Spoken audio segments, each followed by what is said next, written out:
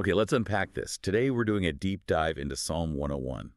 And this isn't just, a nice song or a prayer. Historically, it's seen almost like King David's political manifesto. Some call it the royal pledge. Right. It's this really powerful declaration, and the sources show it's like a blueprint, a tough one, for how to govern. But interestingly, the rules don't start with the kingdom. They start with him, the man himself. Exactly. So our mission here is to grab this ancient wisdom, this pledge about ruling with integrity, and pull out the practical bits. How does this help you strengthen your trust, your relationship with God, like right now in today's world? It really makes you think, doesn't it? What standard are you holding your own kingdom to, your own life, your influence? It's fascinating how David sets it all up. It's public, a covenant he's making out loud, setting the bar for his leadership. He starts verses 1 and 2 by praising mercy and judgment. Those are his foundations. The lower pillars, yeah. But the kicker is where he lands that commitment. He says, I will walk within my house with a perfect art. Within his house. Yeah. Not just the throne room. Precisely. That's radical for the time. A king's public image and private life, often totally separate things. But David vows that his rule comes from inside, from authenticity. Integrity starts at home, in his character, before it hits the court or the nation. So it's like public accountability for private behavior. Yeah. He's putting himself on the hook. It's not just about looking good. The character has to be solid. Absolutely. Okay, so if he's aiming for a perfect heart, what does he need to push away? What does he reject? That takes us right into verses 3 and 4, the vow of avoidance. He's setting hard boundaries here. He vows, I will set no wicked thing before mine eyes. It's an active choice against moral corruption. No looking at garbage, basically. Pretty much. And he says, those who turn aside their work shall not cleave to me. It won't stick to him. And crucially, he rejects a froward heart. Froward, what does that mean exactly? Just stubborn? It's more than stubborn. It implies deliberately perverse, twisted, misleading, someone who chooses to be crooked. And he promises, I will not know a wicked person. Not just avoid them, but refuse to even acknowledge or engage with that intentional deceit. Wow. So immediate cutoff. Yeah, it's like recognizing that even tolerating that kind of corruption is the first step towards it taking root in you. It sounds like he's putting moral hygiene way above maybe political maneuvering. But let's be real. An ancient court, alliances, tough decisions, probably some murky stuff. Is this pledge genuinely achievable or more like an ideal? I mean, David himself wasn't perfect later on, right? Yeah, that's the million-dollar question, isn't it? If you see it as this manifesto, maybe it's less about achieved perfection and more the standard. The benchmark he expects himself and everyone in his court to be measured against. It's a clear warning. This is the rule. Okay, that makes sense. It sets the expectation. And look how that applies to his inner circle. Verses 5 to 7, he goes after the really toxic stuff. He says he'll cut off anyone who privily slandereth his neighbor. Secret slander. Backstabbing, basically. Exactly. And in a court, that wasn't just office gossip. That could be treason, destabilizing. It meant you were out immediately. Like a zero tolerance policy? Today, that might be, I don't know, firing someone for spreading destructive lies online about colleagues? Precisely. And he also says he won't tolerate a high look and a proud heart.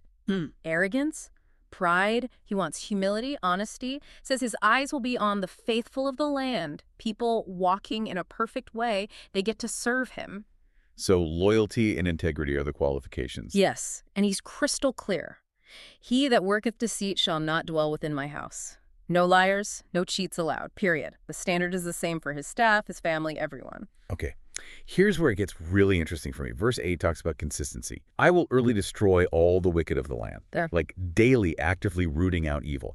How do we even begin to translate that kind of intensity, that commitment into modern life? We're not, kings executing people at dawn. Right. It's not literal warfare for most of us. But if we connect it to the big picture for someone living now in 2025, it's really about active daily self-governance. David's pledge becomes a call for personal accountability and setting firm boundaries. Okay, so We'll take that line, set no wicked thing before mine eyes. Today, that's not just a person or an idol. It's the media we consume, the information we absorb. so scrolling social media news feeds. Exactly. It means you need to be intentional about your information diet, your mental hygiene.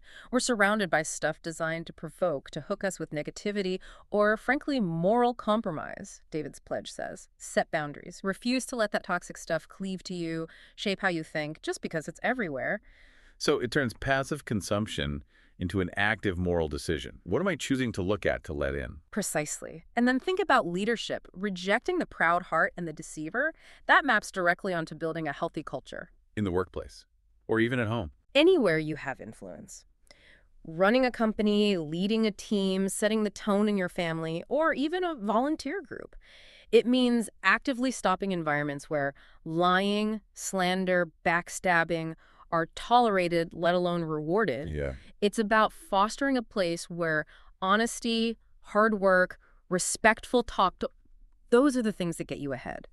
Where people know tearing others down won't work. And what about choosing companions? Verse 7 mentioned the faithful. Right. Rejecting the deceitful or proud person. That strongly suggests choosing friends, choosing your circle wisely. Surround yourself with people who actually build you up, who live truthfully, not those who thrive on gossip, negativity, or, puffing themselves up. Because who you hang out with, that influences you profoundly. It really does. If you tolerate prideful or dishonest voices right there in your close circle, you're essentially letting that wicked thing dwell in your house and your life. So the whole psalm becomes this kind of self-check tool. If my life, my work, my relationships are full of deceit or gossip or arrogance, then I know I'm off track from this standard David set. Exactly right. And that failure, that drift, directly impacts the core goal we talked about, strengthening your trust and your relationship with God.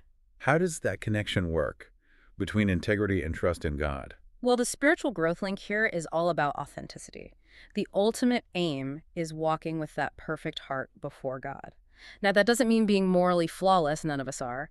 It means striving for sincerity, being real. Making sure the inside matches the outside. Yes, making sure your private life, your thoughts, your secret choices align with the values you claim publicly, not just keeping up appearances. And that commitment, that active striving for integrity, it strengthens your trust in God and his trust in you, in a way. How so? Because it demonstrates that you value his ways, his righteousness, more than you value convenience or fitting in or hiding your compromises.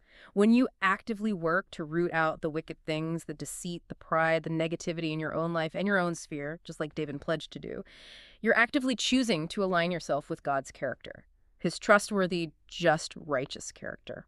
And that alignment builds the relationship. It's the bedrock. That alignment is the foundation for a stronger, more trusting relationship with him. So we've seen how David's pledged this intense focus on internal integrity, what he consumed visually, who he associated with. It's actually incredibly relevant. It's a powerful guide for how to live and how to lead with real honor, even today. Which brings us to the final thought. Knowing that strengthening your trust requires this kind of consistency, this authenticity in both your private life and your public actions. Here's a question for you to take away. How will you apply this information in your life?